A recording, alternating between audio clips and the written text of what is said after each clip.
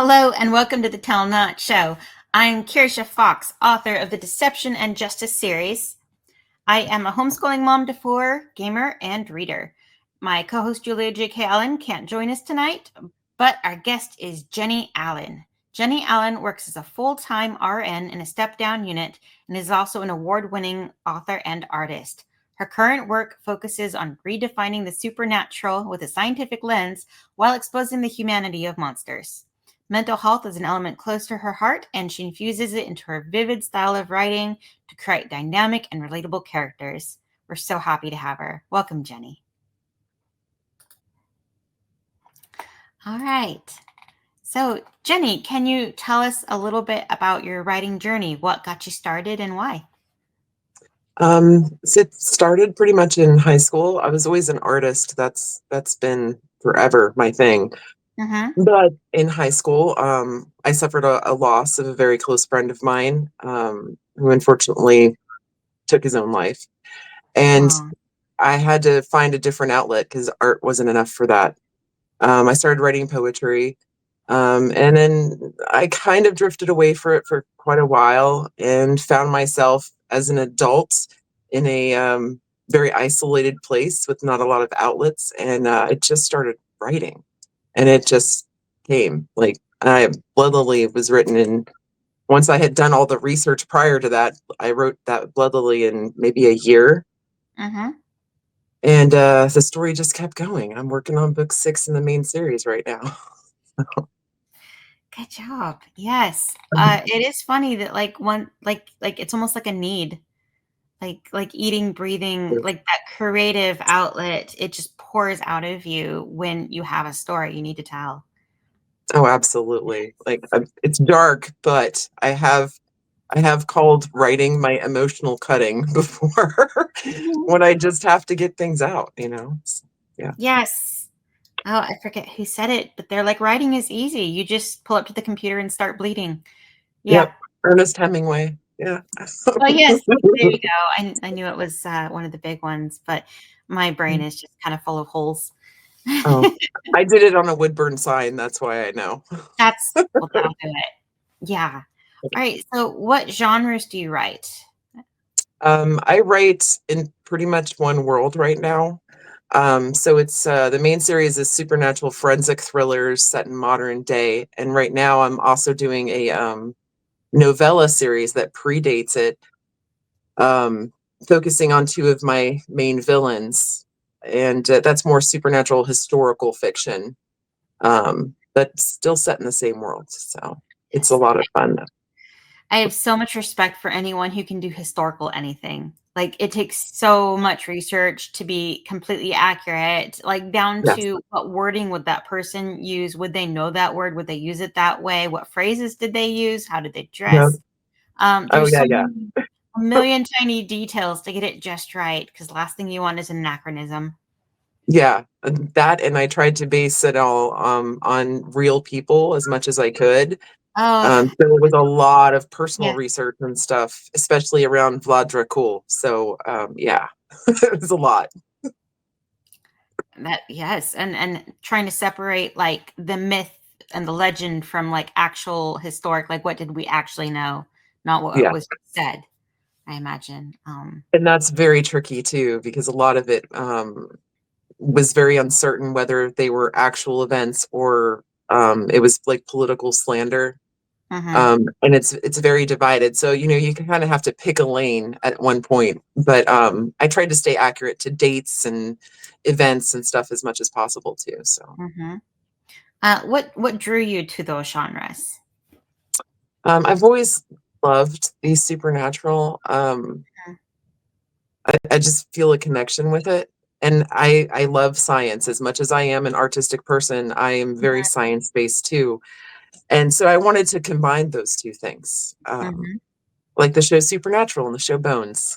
Which is Love eventually what I did. those. So yeah, Yes, yes. Both of those have something so special that I don't think has ever really been captured in a different sort of show, even something that might be similar. Yeah, yeah, kind of unique.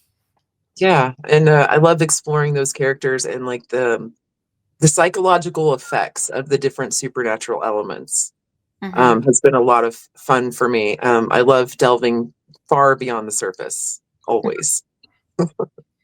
That's going for depth, you know. There's I mean, fluff is fun, but there's nothing like a book that is like that really digs into things and it makes it feel more real, more lived in, like it's logical, it makes sense. Like you can yeah. Oh yeah, Mhm. absolutely. I wanted people to believe that vampires could be real, Yes. and I very people forget they're not human several times throughout the books. Like, and they're like, "Oh yeah, I forgot." Mhm. I don't So, know if you write any like point of view chapters from the vampires' point of view. mhm. I run into the same thing where I'm writing like a fae or you know someone who's not human, and I have to go, okay, how would someone of this race think? How would they view Yes. people like humans? You know, how would they do that? Because the last thing you want to do is write all the characters the same, No. or Yes. yeah. Like my main characters are vampires, but Hmm. they're very different from Hollywood. And I have half bloods that are not much different than humans. Like they take supplements every month or so. Hmm. Um, so their mindsets are all different. But then you have a vampire like Aaron, who's been around for like 8,000 years. He has a much different mindset than these younger people. So yeah, it's very Absolutely. different. Yes, they are all tiny baby youngins and Yes. mayflies. Yes. All right. For you, what does your writing process look like? How do you go from like idea to finished draft? I like to try and map out what I want to accomplish with the book, and get the major plot points, things like that, where I want the story to go. I'll even map out chapters for a while. But in the end, the characters do whatever they want. So none of it really matters. Every So yeah. time, yes. Outlines are helpful, but like you're like you make the plan, you bend the plan. There is no plan. Just go with it. Yeah. Yep. Yep. Just go with they always make it better, so I'm not gonna Yes. complain. It's But always yeah, Luminita and Aaron's novella was supposed to be one novella. I have 5 of them written with plans for 4 more now. So, yeah, they do what they want. it's a good problem to have though. It's having a It tiny is. character who just keeps having more adventures happen to them. Yeah. Yes. All right. So for you, what is the most important part of writing? It's definitely the healing element for me. Mm, Um, when I started writing Blood Lily, the first book, um, and I started writing Lilith's night terrors because mental health was very important to me. mhm, Her nightmares and night terrors. I started writing hers, and after about 15 years, I finally stopped having night terrors, mm. and I haven't had one since. So it's very much my own Amazing. therapy. They are cheaper than some therapies for sure. Yes. Yeah, I can't tell you how many times my characters like kind of stop and turn around and look at me and go, "Are you going through something right now? Do you need to talk to Mhm. somebody? Are you perhaps taking your troubles out on us? You know, like Yeah. it could make our lives a little easier if you would talk to somebody." Or you Probably, write something, but you're like, "Why am I like this?" yeah, I deal in Yeah. emotional trauma. But it Mhm. is fantastic though when I give different issues to different characters and when they're interacting with each other and trying to resolve the issues between them, it's really my own therapy. Yes. So yeah. You talking to you about yeah. And it's funny how none of them are you, but all of them are you. Yes. Yes. None of us want to necessarily write self-insert characters because like that's cringy and we're not supposed to do that. But in a way, like all of them have pieces of us and Oh yeah. it's really fun giving voices to those pieces. It is. It is. When I started drawing their character art, that's when they really got vocal. Mhm. Now they're relentless. Everyone's like, "Why are you so quiet?" And you're like, "Shh, they're talking. I'm Yeah. listening." Yeah. Yeah. I'll go into work and it'd be like, oh my gosh, I only got like 3 hours of sleep. And they're like, why? I was like, because Aaron wouldn't shut up. And they're like, I thought your husband's name was Eric. And I'm like, it is. It is. I have this other man in my head. We It's talk all the fine. time. He makes ridiculous commentary on my dreams. It's really bizarre. That's wonderful though, to be like so connected to your characters, like they're real to you in your head. They have their own personalities, they have their own stories, they have their own agenda, their own motivations. They Yes. absolutely do, and their very own opinions. Like, I have a fantastic narrator for Aaron, and when I got to the second novella, Aaron, the character, made sure that I knew that he was not willing to share his voice actor with Vlad, because no. So I have to get a whole other voice actor just for Vlad. Yes, you don't want to make Aaron angry. Yeah, I do not. I do not. Yeah. So when you're writing, do you generally start with characters or do you start with plots? Um, it's little column A, little column B. Mm-hmm. I always had Lilith and Chance in mind. They're two of the main characters in the main series. Mm-hmm. Um, but I also kind of had the general overall plot for the first book in mind too when I started to write. But things change along the way. Um, Andrew Cohen is probably the crowd favorite, and he's a huge major character throughout the main series. And Mm-hmm. he was never meant to be. He was just supposed to be a little southern detective that got in the way for like a few chapters. Mm-hmm. Instead, like the books revolve around him now. I love those little secondary characters who just steal the show. They do. They Absolutely. do. They keep coming back. Yeah. But it's really nice to hear people who come and tell you how much they love that character and don't you dare kill them. And, you know, Oh yeah. Yeah, which is always the threat with my books. So all right. Do you have a favorite author? And what is something you feel they do very well? I have two that are tied. So my absolute bestie, and not just because she's my bestie, but I do love her writing, is Jennifer Saviano. Yeah. She writes some amazing characters with excellent trauma response, and she really puts you in their mindset. And I love the way she parcels out little tiny bits of information that you don't really put together until it's like right there, and you're like, oh yeah, dang, okay, okay. Love that about her. Mhm. We've actually had Jennifer on the show. So Yeah, it's just so lovely. Yeah. she is. She is. She's wonderful. And then my other favorite is Trisha Wolfe, who wrote the Hollows Row series, the trilogy. I love all of her writing. It's dark and gritty, and she puts emotion, so much emotion into it, and such true research, lots of research into those books. And I eat up everything that she writes. So, yeah. Yes. We all have those auto buy authors. Like no matter what they write, we will buy it, we will read it, we will love it and cheer them Yep. on. Yes. Absolutely. All right. What have you learned from the writing process? Something that you didn't know before you really began? Um, I've picked up a lot of things working with my editor, which have definitely improved my style and things like that. I've learned to work outside of my comfort zone and push those edges constantly, because the reward is fantastic every time. Mm-hmm. Um, and I know that the readers really respond to that too. They can tell. Yes, Um, you really do. and yeah, so it's just been a really big journey on allowing myself to experience things and new things too. So Absolutely. Yes. I think you're completely right about editors. They are so crucial. A lot of people are can get me too, like can get a little dismissive of like, "Oh, I know basic grammar. It'll be fine." Like, no, you don't. You don't know how commas work. You don't like there's a lot of little nitty-gritty rules. That word isn't spelled that way. Like little tiny catches of just things that yeah. happen. The typos are like roaches, but on top Mhm. of that, they help make your story better.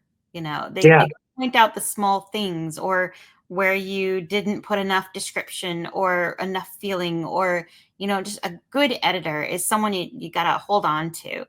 Oh, And yes. yes, you know. Absolutely. I've gone through a couple, and I'm with Lindsay Smith right now with Horror Smith Editing, and she is fantastic. Like, Mhm. I consider myself really good. Like, my first two books were not edited professionally, and a lot of people think they were, which is very flattering. Mhm. But when I get my manuscript back from Lindsay, there's no less than 1,000 things for me to look at. Yes. She's extremely thorough, and I love it. So yeah, Mhm. Mhm. It's nice to have a team that helps you take what is already great and make it better. Just help you yes, polish that and make it the best it can possibly be. I like to tell people, like, I've invested a year or more into each of these books. Like, the last thing I want to do is publish a book that could have just that I could have been made better, you know? yeah. Oh yeah, the quality is Yeah. extremely important to me always. So yeah, Mhm. Mhm. We want our readers to have a really good experience. yes. Okay. If you could give advice to a new author, what would you tell them? To always tell the story that you want to tell. Um, Yes. I think a lot of especially new authors are too focused on what's going to sell, Mhm. or what they think the right readers want from their books. But we can tell a difference when your heart's not truly in it, when you don't feel it. Like, we can tell a difference. Mhm. And those are the books that I absolutely adore reading. Like, I do enjoy a good fluff romantic comedy, those are fun. But the books that stay with me are the ones that make me feel all the things. Yes. Yeah. Absolutely. Yes. Write the story in your heart. That is very good advice. Like, there is something to said to be like to writing to market or to write what's popular, but I don't. You're right. Yeah. Those aren't the lasting stories. The legacy that you want to leave. Yeah. Unless that's what makes you excited, and then you're probably really good at it. Yes. Yes, exactly. There are really wonderful books that maybe aren't super crazy deep that I've definitely loved, and they have stayed with me. So I think when they were written with passion. Like, I Mhm. feel it still. So it's not just exclusive to emotionally traumatizing books. Yeah, yeah, I'm definitely a mood reader, and sometimes you need something that is going to devastate you in just the Yes. best way. And other times it is nice to have something that is just sweet, Yeah. and nice and heartfelt and cute, like there's room for all the books, you know. Yes. All right. This is a fun one because like everyone is just has so much going on and you're an RN. So how do you make time for writing? Whenever I can. I am an opportunistic writer. Um, I was on light duty for an elbow injury for like a year and 3 months, and they had me sitting at a telemetry screen watching heart rhythms for 12 hours at a time. And I would write entire chapters on Post-it notes. Like, I have baggies full of Post-it notes because Jen Saviano wants me to keep them all for her. um, I keep notebooks and stuff with me all the time. Like, anytime I have time to write, I try to. Um, Especially lately, because it's always very linked to my mental health, and when I'm stressed or upset, I have to write. I have to do it. So, Mhm. my work-life balance with writing is not equal. Yes. I when people ask me, I say it's stolen moments. All those little micro moments, anytime that you have that story going in your head all the time. And you just make time for it the best you can, for sure. Yeah. All right. Do you have a favorite part of writing? Um, I don't know if I have a favorite part. I mean, the initial part's fun. just sitting there and just letting the words like flow. Sometimes I feel like I'm just typing up the incident report for my characters. Yes, absolutely. Um, I love when they surprise me though. I really do. As much as I complain about it and them changing plans, I really do love when it just flows out of my fingers and I'm just like, whoa, okay, okay, we're doing that. All right, Yes, cool. that is fun. That is fun. All right. So, that's your favorite part. What would be your least favorite part of writing? It's 150% the marketing. Oh, yes. Yes. It's Yes. exhausting. I'm Yes. so tired. I do get it. It is so Yeah, hard, and you're screaming into the void, hoping your books will find the right readers, and the readers will find you. And there's so much competition, and and you're like, just give me a try. You'll love it. I promise. absolutely. It feels like begging a lot of times. I Yeah. love signings, but I do not like the part where I feel like a used car salesman. Like, Yes. They're walking by, they're trying not to make eye contact, like you're gonna ask them for money. And yeah, yes. And some days you feel like you couldn't give this book away if you tried. Like, just yep. uh, it's not a good feeling. So yes, all those little victories just are so necessary to keep us going. Yes. Just every positive review, every person who comes up and just is so excited to talk to you, just but oh gosh, is marketing just not fun? It's not. But I do have those moments. Like, there's one event that I do every year called Fright Reads. It's up in Baltimore. And for 2 years in a row now, there's one woman that she'll get there pretty much right before the doors open. She'll be right at the door, and her eyes will scan the room until she finds me, and then she will stare me down until they let her in, and then she's right at my table. I need the next book. Aw, Those moments make my whole heart. absolutely. That is so cool. Just and you never like I've noticed that for me when I'm having trouble writing, I'll think of those people who are waiting for that next book, eagerly waiting, and you're like, I can't let them down. I've got to get this done. And it means so much to us when It fans does. love our work, when they love us. Yeah. Very much. I've been very, very blessed with a lot of excellent reviews and fantastic fans. Mhm. Really diehard ones that I adore. So yeah, I've been blessed in that regard. I think that's a reflection of your skills as a writer. That so many people keep coming back for your next books, that so many people seek you out that way. You've got to be doing something right. I like to think so. I like to think I'm doing my characters justice. So, Mhm. All right. Do you have any major influences on your writing? um, early Laurel K. Hamilton and Kelly Mhm. Armstrong, those were like big, huge influences on the way that I write, like the fast paced, picking like punchy descriptors so that you're not describing things for a long time, things like that. That I really loved their pacing. Mhm. Um, Plus the supernatural elements, and then taking different angles at them was a lot Mhm. of fun. So that's mostly what I read when I was younger, but then TV affected me as well. Like, I got really into CSI when that first came out. I bought my first textbook about crime scene investigation after watching that show. I have many now, and even audiobooks on it.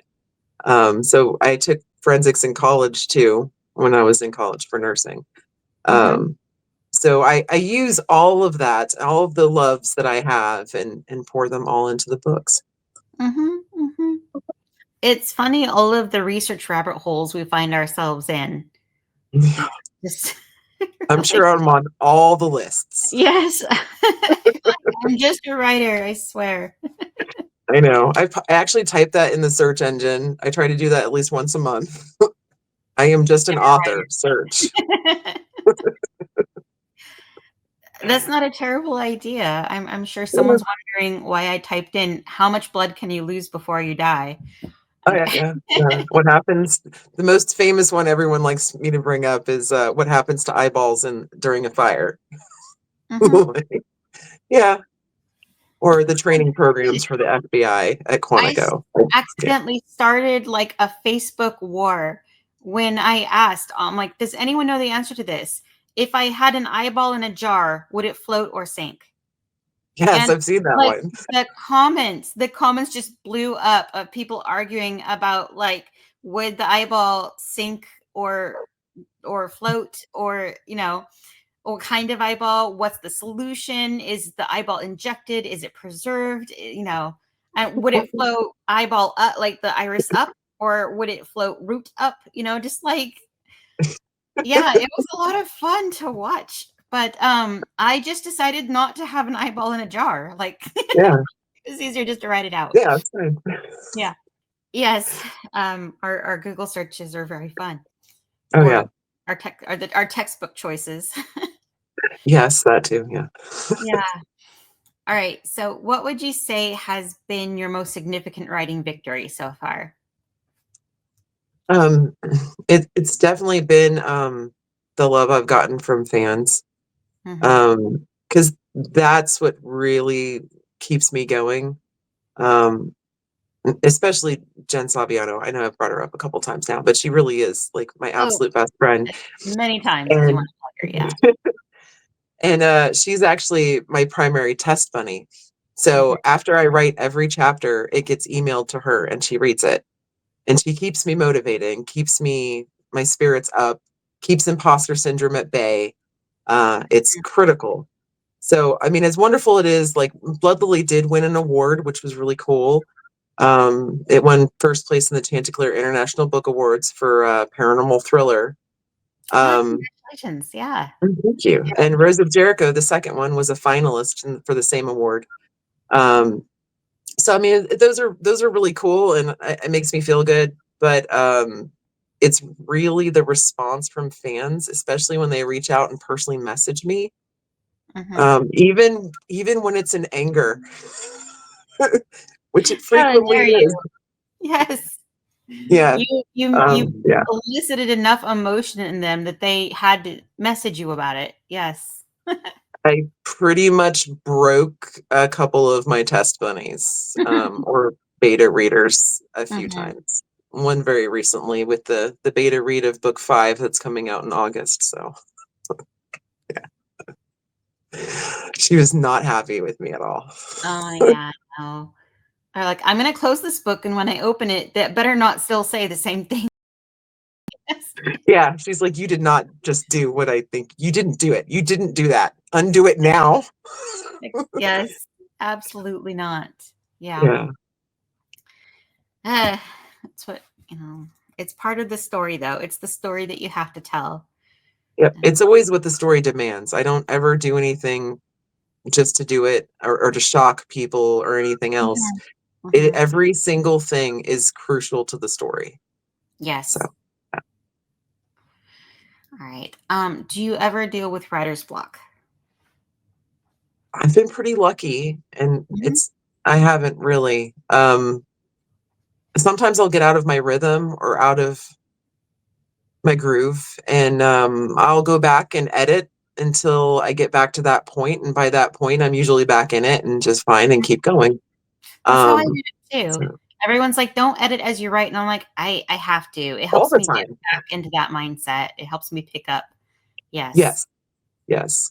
I think there's a difference. I think when they're talking about like don't edit while you write, I think it's just like don't tear your writing apart into tiny little While you're still pieces writing it. Yeah. while you're still writing it. Yes, okay. But I mean, I do go back over things to get back into that mindset and that pace quite a bit. So, Mhm.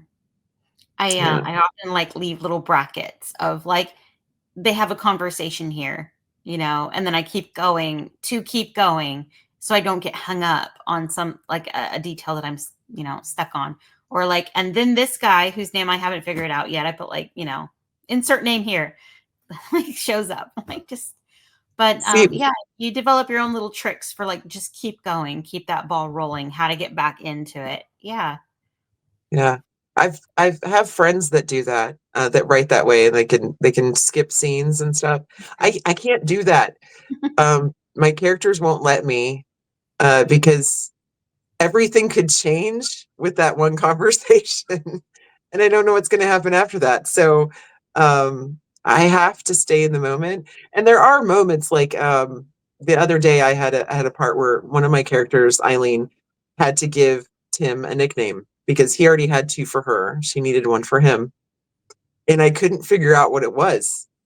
And I had to stop completely and walk away from my computer. I went and took a nap and did other things and waited for it to come to me because I couldn't write till I had it. And Mm-hmm. then when I got it, I laughed very, very hard. It was awesome.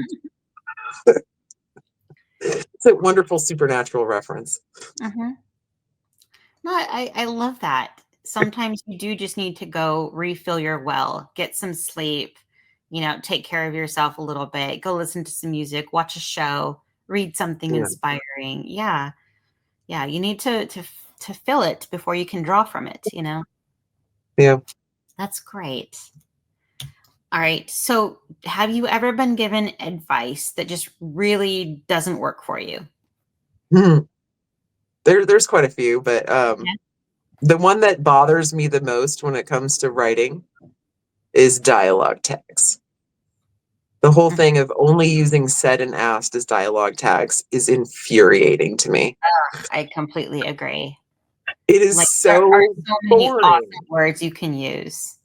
I know. There are And they say, so many well, words. they're like, it helps the dialogue tags become more invisible. People don't register them. And I'm like, It then annoys leave me. them off. Just leave them off then, like, Yeah, exactly. Or one of the thing I like to do is, with some of my characters, especially, is so specific that I don't need them all the time. Like, yeah, who's talking.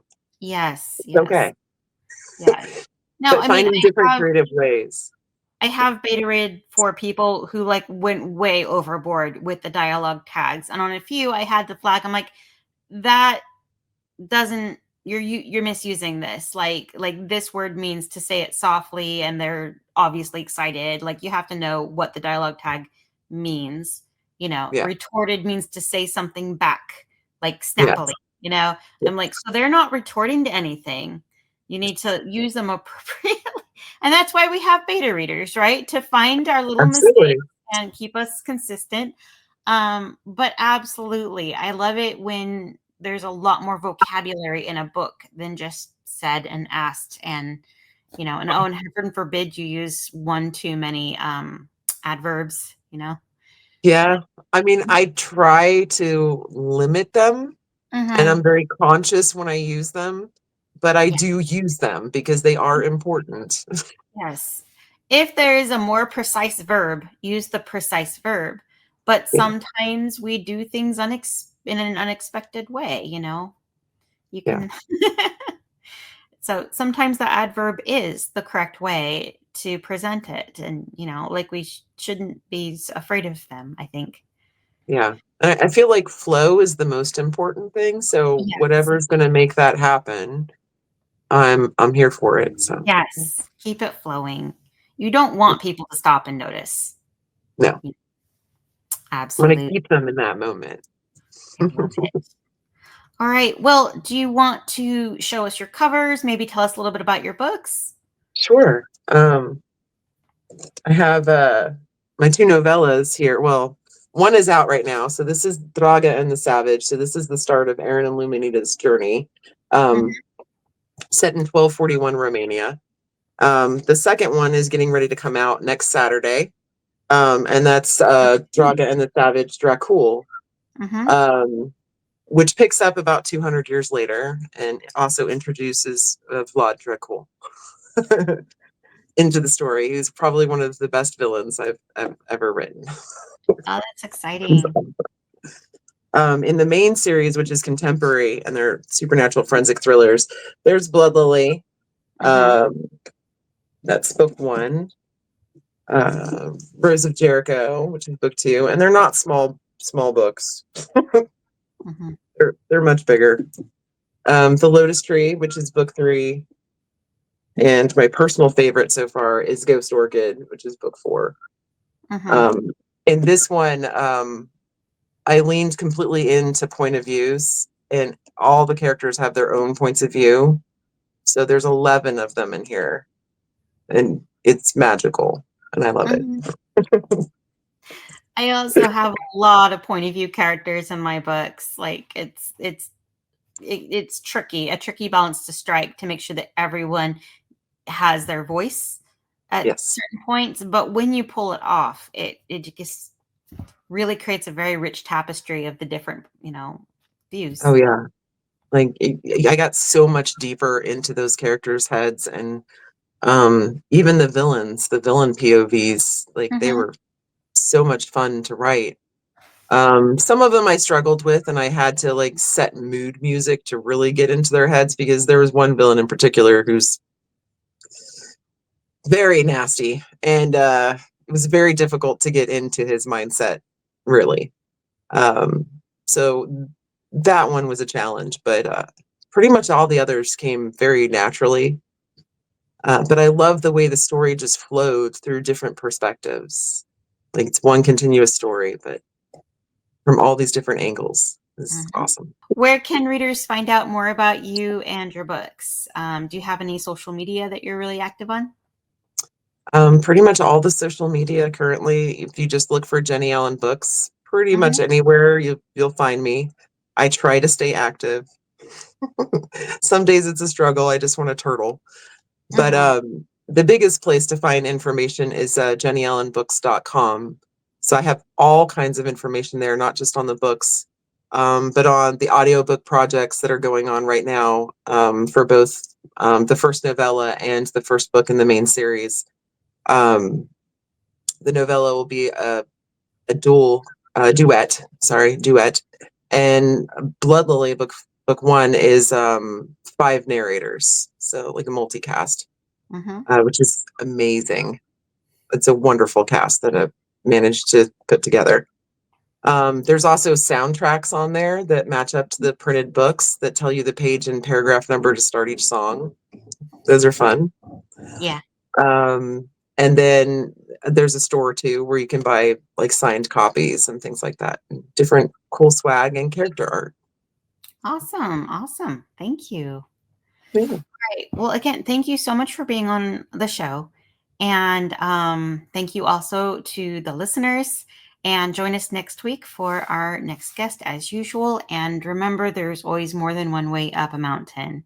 To be on our show, find us on social media at The Tell Not Show or email us at thetellnotshow@gmail.com. Thanks. All right. Thank you.